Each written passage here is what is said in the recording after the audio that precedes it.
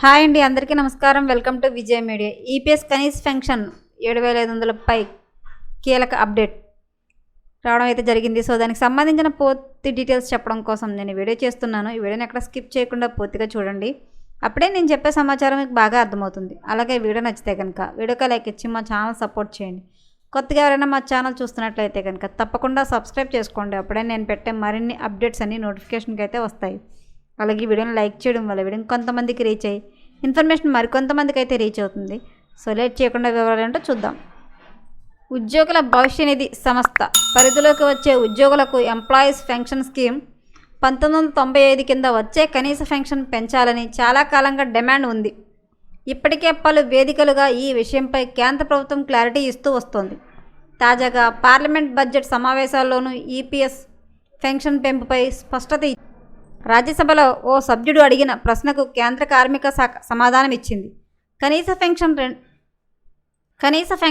7,500కు పెంపుపై కేంద్రం వైఖరిని వెల్లడించింది. మరి కనీస పెన్షన్ పెంచుతున్నారా? ఉద్యోగులకు శుభవార్త లభిస్తుందా?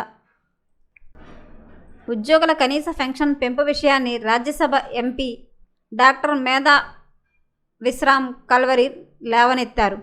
పెరుగుతున్న ద్రవ్యోల్బణం కారణంగా ఈపీఎస్ 95 పరిధిలోకి వచ్చే పెన్షనర్లు తమకు అదే చాలీచాలని పెన్షన్తో ఆర్థికంగా ఇబ్బంది పడుతున్నారని, కనీస పెన్షన్ పెంపు ఎప్పుడు ఉంటుందని ప్రశ్నించారు. ఆయన అడిగిన ప్రశ్నకు కేంద్ర కార్మిక శాఖ సహాయక మంత్రి సుశ్రీ శోభో కరెండ్లేజీ సమాధానం ఇచ్చారు. ప్రస్తుతానికి ఈపీఎస్ కనీస పెన్షన్ ప్రస్తుతం ఉన్న ₹1,000 నుంచి 7,500కు పెంచాలనే ప్రత్యేక ప్రతిపాదన లేదా టైం పీరియడ్ అనేది ఏదీ లేదని స్పష్టం చేశారు. కనీస పెన్షన్ పెంపు ఇప్పట్లో లేదని క్లారిటీ ఇచ్చారు.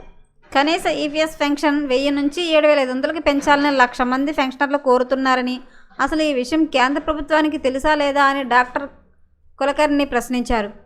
ప్రస్తుతం అందిస్తున్న పెన్షన్ అనేది పెరిగిన ధరలకు సరిపోవడం లేదన్నారు. 2025లోనే మహారాష్ట్రకు చెందిన ఉద్యోగ సంఘాలు పెన్షనర్ల అసోసియేషన్ల కనీస పెన్షన్ పెంపు కోసం ప్రభుత్వానికి ప్రతిపాదనలు పంపించారని గుర్తు చేశారు. మరి అలాంటి డిమాండ్లపై ఇప్పటి వరకు ఎలాంటి చర్య తీసుకున్నారు? కేవలం మహారాష్ట్ర పెన్షనర్ల కోసం ఏదైనా కమిటీ చేశారా?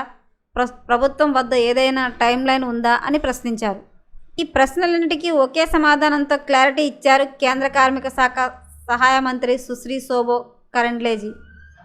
ఉద్యోగుల పెన్షన్ పథకం 1995 అనేది నిర్దేశిత సహకార ప్రయోజన సామాజిక భద్రత పథకమని తెలిపారు. ఉద్యోగుల పెన్షన్ ఫండ్ కార్పస్ అనేది 2 విధాలుగా వచ్చే డిపాజిట్లతో నిర్మితమవుతుందని, నెలకు 15,000 పైన కంపెనీ కంట్రిబ్యూషన్ 8.33%, కేంద్ర ప్రభుత్వ కంట్రిబ్యూషన్ 1.16% పెన్షన్కు వెళుతుందని గుర్తు చేశారు. అన్ని రకాల పెన్షన్ బెనిఫిట్స్ అనేవి ఈ ఫండ్ నుంచే చెల్లిస్తారని తెలిపారు. ప్రస్తుతం కేంద్ర ప్రభుత్వం కనీస పెన్షన్ ₹1,000 ఇస్తోందని, ఇది కేంద్ర కంట్రిబ్యూషన్ 1.16% పైన ఉంటుందని, దీంతో ప్రభుత్వంపై అదనపు భారం పడుతుందని గుర్తు చేశారు. కనీస పెన్షన్ 7,500పై కేంద్ర ప్రభుత్వం క్లారిటీ అయితే ఇచ్చింది. సో ఎప్పటికప్పుడు మరిన్ని అప్డేట్స్ కోసం మా ఛానల్ తప్పకుండా సబ్స్క్రైబ్ చేసుకోండి. Thanks for watching.